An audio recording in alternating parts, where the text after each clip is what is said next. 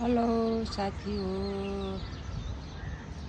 आज काठमाडौँमा धेरै दिनको बादमा खुलेको छ, किनभने हिजो पानी परेको थियो अनि त्यसैले गर्दा यो माथि यो हरियो जङ्गल चाहिँ पशुपतिनाथ हो। अनि त्यसपछि अलिकति माथि चाहिँ यता चाहिँ बुढा नीलकण्ठ साइड हो। अनि यता चाहिँ माइती देवी एरिया हो।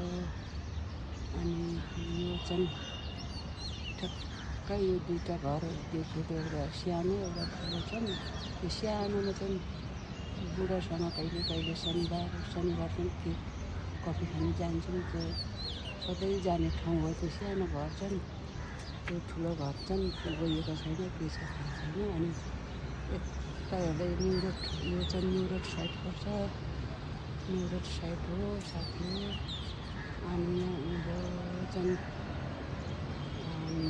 पुरानो बानेश्वर। अनि उता चाहिँ ललितपुर पर्छ, यता चाहिँ नयाँ बानेश्वर एरिया हो यो तल चाहिँ। अनि यता चाहिँ पुरानो बानेश्वर हो साथै। मेरो घरको टप पारेर खिचेको हो। ल बाई बाई।